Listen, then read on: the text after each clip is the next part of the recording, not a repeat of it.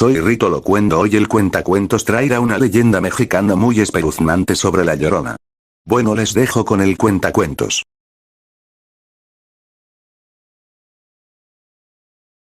Hola, soy el cuentacuentos. Hoy traigo 3 creepypastas de la leyenda de la Llorona. Bueno, empecemos. La Llorona es un espectro del folclore latinoamericano que, según la tradición oral, se presenta como La Llorona es un espectro del folclore latinoamericano que, según la tradición oral, se presenta como el alma en pena de una mujer que asesinó o perdió a sus hijos, busca a estos en vano y asusta con su sobrecogedor llanto a quienes la ven o oyen. Si bien la leyenda cuenta con muchas variantes según su región, los hechos medulares son los mismos. La Llorona es un espectro del folclore latinoamericano que, según la tradición oral, se presenta como el origen del mito. La presencia de seres fantasmales que lloran en los ríos por motivos diversos es una característica recurrente de la mitología aborigen de los pueblos prehispánicos. Es así como pueden encontrarse rasgos de estos espectros en varias de las culturas precolombinas, que eventualmente, con la llegada de los conquistadores españoles, fueron asumiendo rasgos comunes debido a la expansión del dominio hispánico sobre el continente. La leyenda es una historia que posee referentes míticos en el universo prehispánico, pero que instaura su drama y su cortejo imaginario y angustiante en el orden colonial. En México, varios investigadores estiman que la Llorona, como personaje de la mitología y de las leyendas mexicanas, tiene su origen en algunos seres o deidades prehispánicas como Ahuicánime, entre los purépechas, Xonaxiquecuya, entre los zapotecos, la Cihuacóatl, entre los nahuas, y la Estabay, entre los mayas lacandones. Siempre se la identifica con el inframundo, el hambre, la muerte, el pecado y la lujuria. En el caso de Estabay, o Estabal, esta diosa lacandona se identifica como un espíritu malo con la forma de una hermosa mujer cuya espalda tiene forma de árbol hueco. Al inducir a los hombres a abrazarla, los vuelven locos y los mata.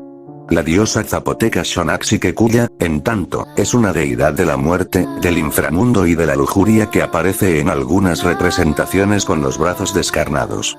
Atractiva a primera vista, se aparece a los hombres, los enamora y los seduce para después transformarse en esqueleto y llevarse el espíritu de sus víctimas al inframundo. Ahuicánime era considerada entre los purépechas como la diosa del hambre, su nombre se puede traducir como la sedienta o la necesitada. También era la diosa de las mujeres que morían al dar a luz en su primer parto, las cuales, según la creencia, se volvían guerreras, mozihuaquetzaque, lo que las convertía en divinidades y, por ende, en objetos de adoración y ofrenda. Finalmente, Cihuacóatl era para los mexicas, diosa de la tierra, Coatlicoe, de la fertilidad y de los partos, Quilazli, además de mujer guerrera, Laocihuatl, y madre, Tonantzin, tanto de los aztecas como de sus mismos dioses. Mitad mujer y mitad serpiente, la diosa que emerge, según la leyenda, de las aguas del lago de Texcoco para llorar a sus hijos, los aztecas, es el sexto presagio de la devastación de la cultura mexica a manos de los conquistadores venidos del mar.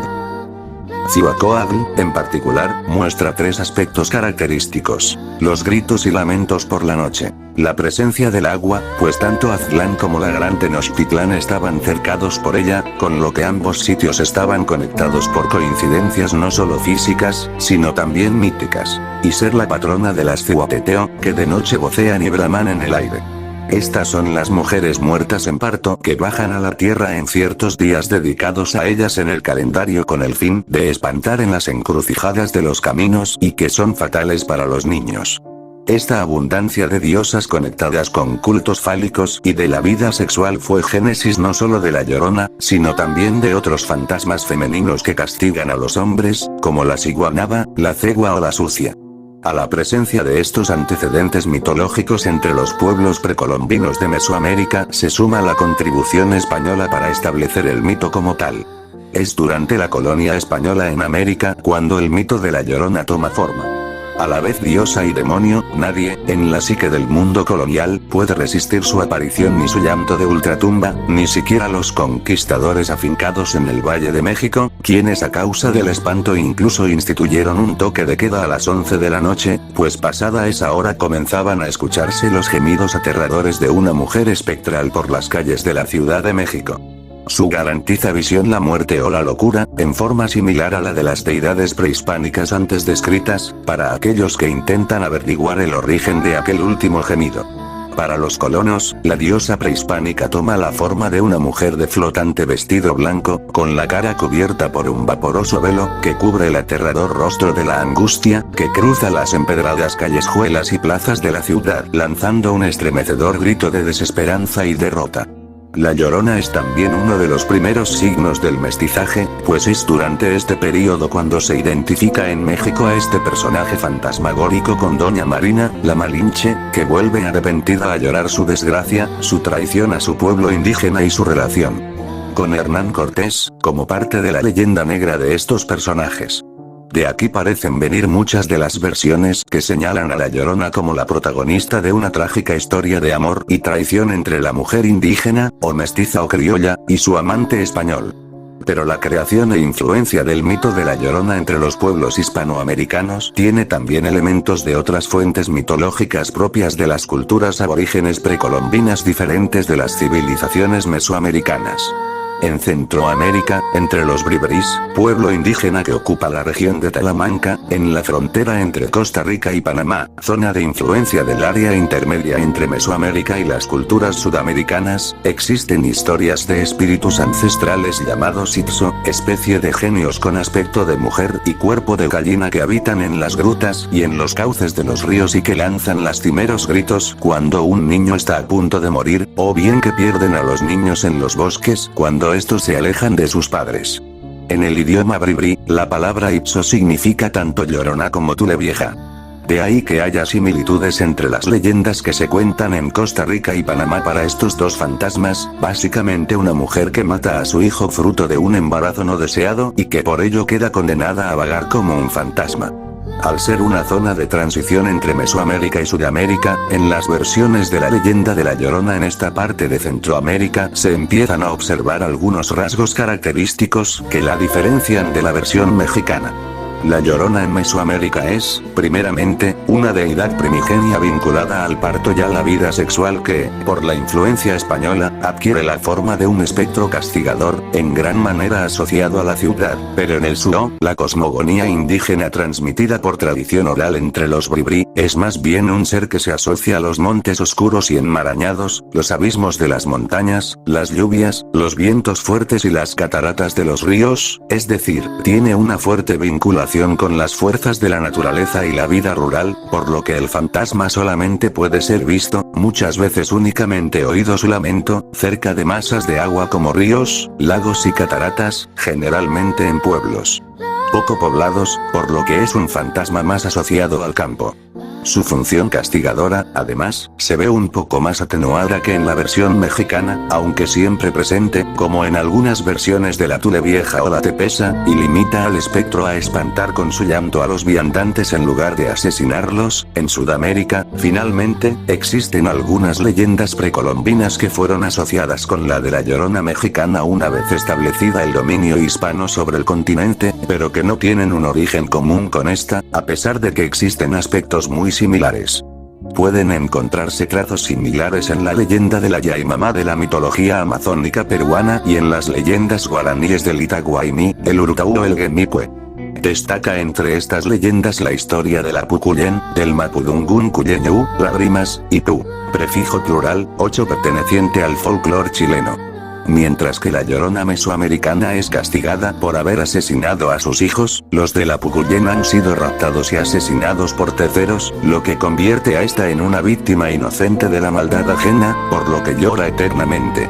La Llorona, Imigualcudos. La Llorona es un espectro del folclore latinoamericano que, según la tradición oral, se presenta como cosas que no sabías. 1. Es de origen mexicano, pero han visto a un ser parecido en todo el continente. La leyenda comenzó en México durante la época de la conquista española, pero en otras partes del mundo hay historias parecidas.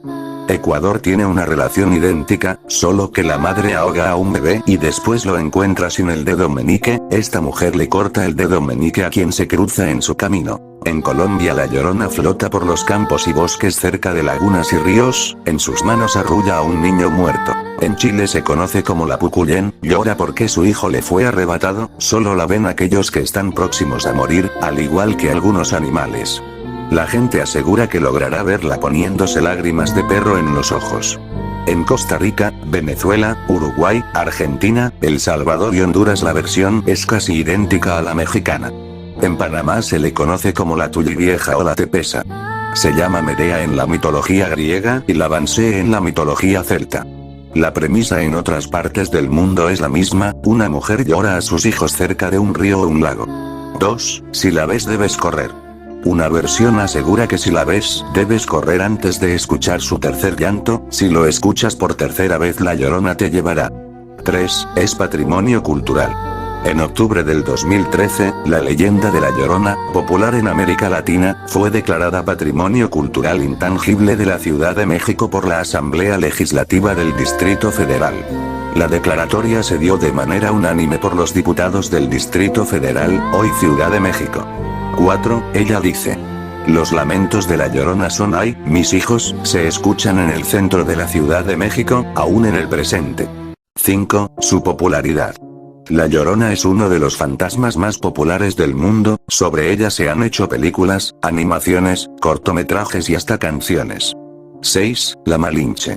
Se asegura que la Llorona se inspiró en la Malinche, que está arrepentida por darle la espalda a su gente, la traición no la deja y por eso su alma anda en pena. 7. ¿Qué tan cerca está de ti? Quienes han tenido un encuentro con la Llorona han comprobado lo que muchos dicen. Si la escuchas muy cerca es porque ella está lejos, pero si la escuchas a lo lejos es porque se encuentra justo a tu lado. La leyenda de la Llorona: la fogata ardía y las llamas se agitaban como si quisieran escapar de algo. De repente, todo quedó en silencio, ya nadie se reía, nadie hablaba. Solo permaneció el susurro de un viento frío que acariciaba nuestros rostros y movía nuestros cabellos. Entonces, como si se tratara de una película de terror, una mujer emergió de entre los árboles. Todos sabíamos de quién se trataba, nuestros abuelos y padres nos habían advertido de su existencia. La Llorona, cuidado con la Llorona. Traté de decirme a mí misma que no era real, que no podía serlo, pero en la realidad se hizo un surco que me impidió diferenciarla del mito. La mujer gritaba y sentí que mi piel se estremecía. Miré los rostros de los demás y una palidez extraña los había invadido. Sus cuerpos estaban quietos como si temieran llamar la atención de aquel ente. No puedo negarlo, yo también tenía miedo. Quise moverme pero la Llorona estaba demasiado cerca de mí, las piernas simplemente no me respondían. De pronto, sus gritos cesaron y una calma tenebrosa invadió el ambiente. Sin embargo, el silencio no duró mucho. De pronto, la Llorona levantó el velo que le cubría el rostro. Como si se tratara de un rito demoníaco, dejó al descubierto su rostro pálido y demacrado. Sus ojos parecían hurgar en lo más profundo del alma. Me miró e intenté desviar la vista, pero una especie de magia me lo impedía. La contemplé y entonces comenzó a hablar: no, yo no era como me ven ahora, yo era hermosa, no estos despojos de mujer atormentada, pero fue su culpa. La culpa de ese hombre. Él me engañó, me destrozó el corazón. Dijo la Llorona con una voz tan afligida como si fuera capaz de revivir el momento que la trastornó, una y otra vez. Yo lo amaba, pero éramos muy distintos.